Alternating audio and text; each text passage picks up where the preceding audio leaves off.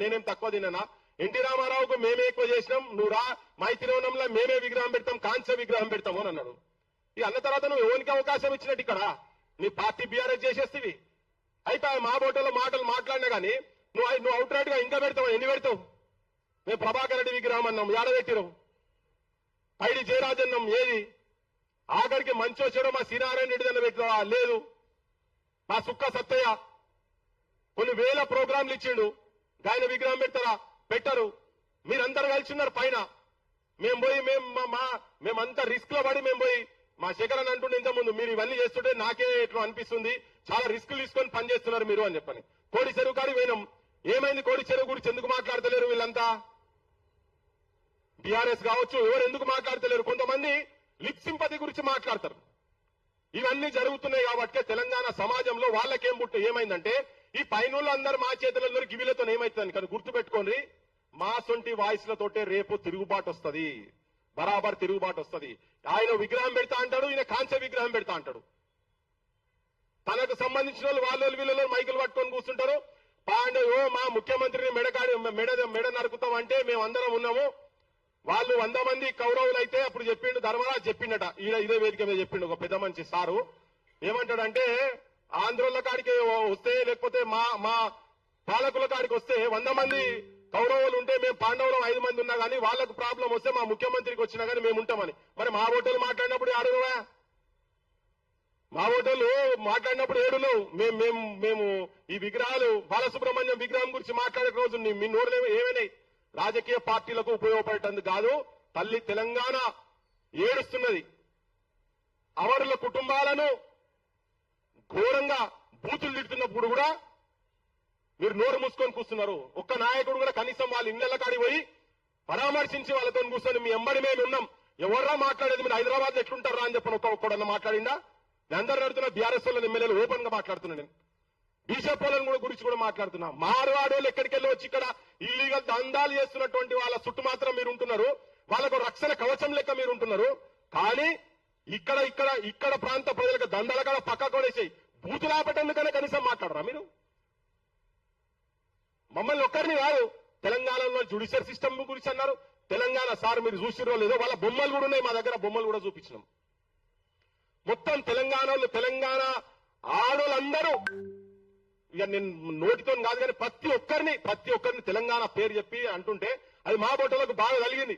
అందుకే మాట్లాడతాం. మీ అమ్మల గురించి కూడా మాట్లాడిండ్రు, మీ అక్క చెల్లెల గురించి కూడా మాట్లాడిండ్రు. ఎందుకు రోషం వస్తలేదు అర్థమైతలేదు. పైసలు ఏం చేసుకుంటారా? మీ పదవులు పైసలు నెత్తిలో కొట్టుకుంటారా? ఇజ్జత్ పోయిన తర్వాత వాడు ఎవడో పూరం పూకోడు అంటాడు, ఇక్కడికి వచ్చి వాడు సినిమాలో డ్రామాలు చేసినాడు, వాడు వచ్చి ఇక్కడ మాట్లాడితే మేమైతే కొట్లాడతాం బరాబర్. మీరు మాట్లాడినా మాట్లాడకపోయినా మేము కొట్లాడతాం. కానీ ప్రజలకు చెప్పేది ఏంటంటే ఇవాళ మళ్ళీ ఒక కొత్త ముసుగు పట్టుకొని వచ్చి గా పెద్ద మనిషి ఉంటేనే మంచిగుంటుండే, గతమైన ఉంటేనే బాగుంటుండే, కేసీఆర్ సార్ ఉండేది ఉంటే ఇట్లా జరుగునా అని వేదిక మీద మాట్లాడిన కొంతమంది మేధావులకు నేను ఒక సూటి ప్రశ్న అడుగుతున్నా. హరికృష్ణ అంటాడు ఒక సినిమా ఆర్టిస్టు, హరికృష్ణ చచ్చిపోతే పోతావు, హరికృష్ణ కొడుకు జయకృష్ణ చచ్చిపోతే పోతావు, కృష్ణ భార్య విజయ నిర్మల చచ్చిపోతే పోతావు, ఇంకెవరో ప్రొడ్యూసర్ సినిమా ప్రొడ్యూసర్ చచ్చిపోతే పోతావు. 60 ఉట్టియ బోర్డు కాదు, కట్టి పట్టుకొని నిలబడతాడు పెద్ద మనిషి. రామోజీరావు చచ్చిపోతే నీ కుటుంబంకి వెళ్ళిపోతారు ఆడికి. కానీ రఘువీర్ రావు అప్పుడు 69లో పత్రికా రంగంలో ఉన్నటువంటి రఘువీర్ రావు చచ్చిపోతే నువ్వు పోవు, కొండా లక్ష్మణ్ బాబూజీ చచ్చిపోతే మీరు పోరు, కేశవరావు జాదవ్ సార్ చచ్చిపోతే పోరు. తెలంగాణకు మొట్టమొదటి పత్రిక జై తెలంగాణ పత్రిక వ్యవస్థాపకుడు సంపాదకుడైనటువంటి ముచ్చర్ల సత్యనారాయణ, అప్పటికి ఈనాడు పత్రిక బుట్టలే. తన చచ్చిపోతే కూడా నువ్వు రావు, నీ కొడుకు రాడు, నీ అల్లుడు రాడు, ఎవరు రారు.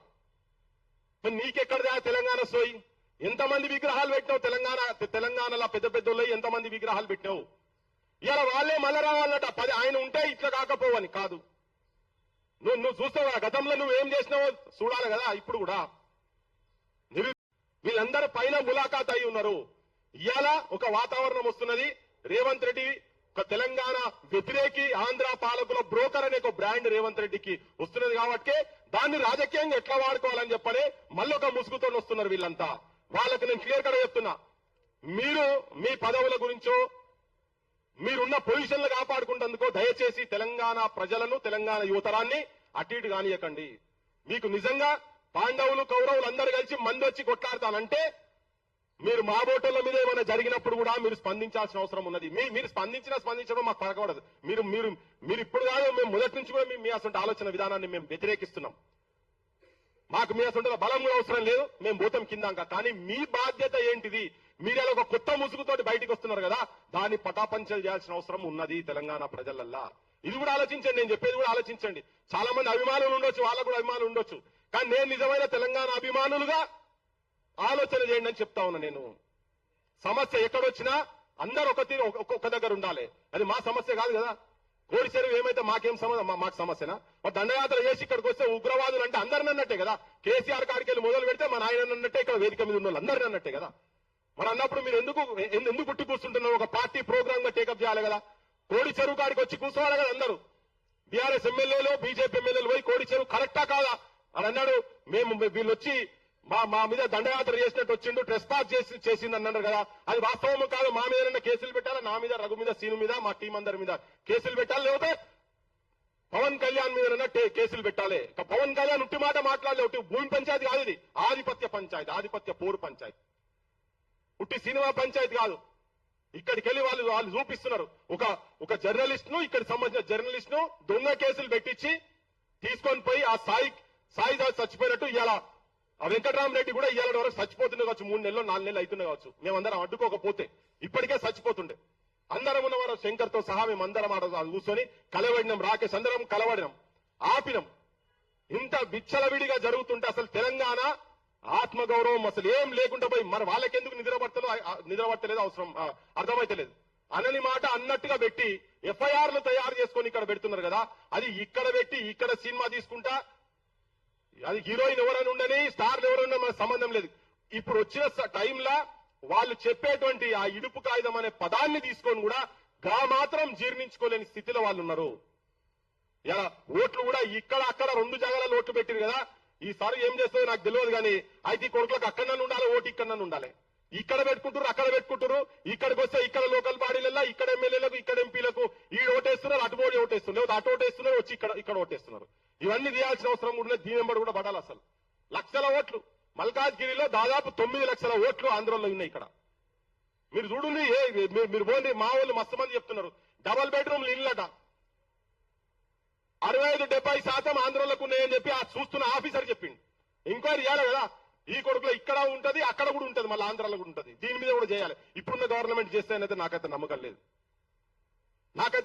ఇప్పుడున్న గవర్నమెంట్ చేస్తాను. కానీ నేను ప్రజలకు చెప్తున్నా, ఇది భవిష్యత్తులో మనకి ఇది ఎజెండాగా ఉండాల్సిన అవసరం ఉన్నది. ఇల్లీగల్ గా దందాలు చేస్తున్న వాళ్ళు కావచ్చు.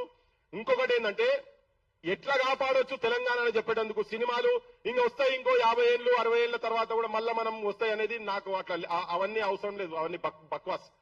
ఒక 5,000 కోట్లు లేదు, ఒక 1000 కోట్లతో స్టార్ట్ చేయండి. ఇక్కడ ఉన్నటువంటి డైరెక్టర్లకు వాళ్లకు ఈయనగా శంకరన్నతో కమిటీ పెడతారా, నరసింహరావు సార్తో కమిటీ పెడతారా, లేకపోతే సిద్ధారెడ్డి సార్తో కమిటీ పెట్టి ఒక 5,000 కోట్ల రూపాయలు పెట్టండి, దానికి పెట్టి సినిమాలు తీయండి చెప్పండి. మనలో ఎట్లా హిట్ గా వస్తుందాం, ఆంధ్రోళ్ళు ఇటుకెళ్ళి మలుచుకొని పోవాడికి.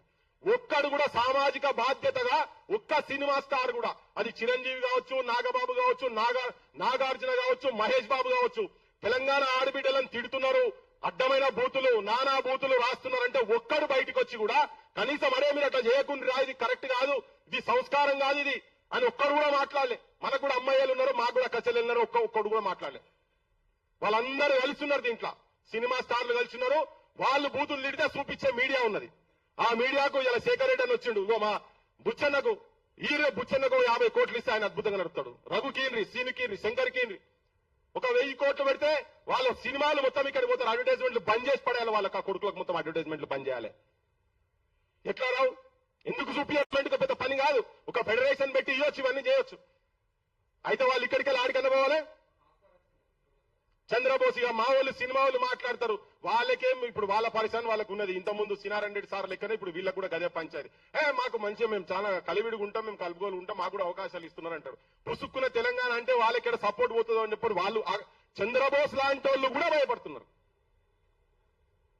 ఏడున్నది చెప్పు, ఎవరు బయటికి రారు. నాతో చాలా మంది మాట్లాడతారు ఫోన్లలో, అన్నా మస్తు తీసినావు నువ్వు, బాలసుబ్రహ్మణ్యం ఇష్యూ అయితే ఖతర్నాక్ తీసినావు, ఎవరు మాట్లాడకున్నా నువ్వైతే మాట్లాడుతున్నావు అని చెప్పని టెలిఫోన్లలో మాట్లాడతారు. కానీ మరి ఒక వాయిస్ అనే చెప్పబోయా అంటే అబ్బా ఎట్లా చెప్తే మమ్మల్ని తొక్కి పడేస్తారు. సినిమా ఇండస్ట్రీలో పోమని. ప్రభుత్వాలు కనుక అనుకుంటే గత ప్రభుత్వం కనుక ఆ పని చేసేది ఉంటే ఇవాళ పరిస్థితులు వేరే తిరుగుంటుండే. మనోళ్ళే ఇప్పటికే అద్భుతమైనటువంటి డైరెక్టర్ల స్థాయికి వస్తుండే. వాళ్ళు ఎవరు చేయరు, ఫస్ట్ టైం అనుకుంటే వాళ్ళు ప్రొడ్యూసర్లు అయినారు. శంకరన్న సినిమా తీస్తే శంకరన్న పైసలు పెట్టాలి, మరి రఫీ సినిమా తీస్తే రఫే ప్రొడ్యూసర్ కావాలి. వాళ్ళు పెట్టారు. వాళ్ళు ఇప్పుడు ఎక్కడో అక్కడిక్కడ వస్తున్నారు కావచ్చు, ఆ కమ్మల గిమ్మల శేఖర్ కమ్మల అసంటోళ్ళు. కానీ ఫెడరేషన్లు పెట్టి మన సినిమా ఇండస్ట్రీను మన మీడియాను ఈ రెండింటిని కాపాడుకుంటే తెలంగాణ అస్తిత్వాన్ని ఆటోమేటిక్ గా కాపాడుకోగలుగుతాము. ఇవి రెండు వాళ్ళ చేతులలో ఉన్నాయి. వాళ్ళ చేతులల్లా, ఈ రెండు చేతులల్లా మన తెలంగాణ రాజకీయ నాయకత్వం ఉన్నది. గదరన్న అవార్డ్స్ ఉంటాయి, గదరన్న బొమ్మ ఉండదు దాని మీద. అంటే ఏ స్థాయిలో మన రాజకీయ నాయకులు ఏ స్థాయిలో బానిసలై ఉన్నారని చెప్పేటందుకు ఇది చిన్న చిన్న ఉదాహరణలు మాత్రమే.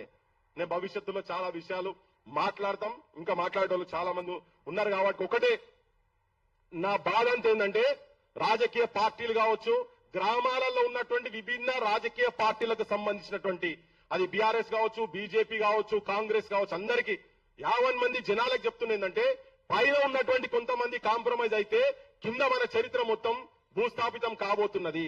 మాట్లాడడం కొంతమంది మిగిలినం, ఇట్లా అట్లీస్ట్ ఈ చరిత్ర మీద అవగాహన ఉండి మాట్లాడడం కొంతమంది మిగిలినం, కొట్లాడడం కొంతమంది మిగిలినం. కొత్త జనరేషన్ వాళ్ళకి ఇంకా తెలుస్తలేదు. ఇప్పుడు అర్థమవుతుంది, ఒక్కొక్కరికి అర్థమవుతుంది. ఒకటే క్లియర్ కట్ గా చెప్తున్నా, ఈ నేల తల్లి చాలా త్యాగాలు చేసిన తర్వాత మన రాష్ట్రం పురుడు పోసుకున్నది. ఒక నూతనంగా రాజకీయంగా ఆలోచించాల్సిన అవసరం ఉన్నది. ఉన్నవాళ్లు ఆత్మవిమర్శ చేసుకొని ముక్కు నేలకు రాసి వచ్చి అమరుల స్తూపం కాడికి వచ్చి మాతో తప్పులు జరిగినాయని చెప్పని ముక్కు నేలకు రాయాలి. మేధావులు, తెలంగాణలో ఉన్నటువంటి మేధావులు కూడా నిర్మోహమాటంగా, నిర్భయంగా, మీకు అందరికీ తెలుసు ఏం జరుగుతున్నది లోపట, ఏ రాజకీయ వ్యవస్థ ఎవరెవరి చేతులలో ఉన్నదని చెప్పని అందరికీ తెలుసు.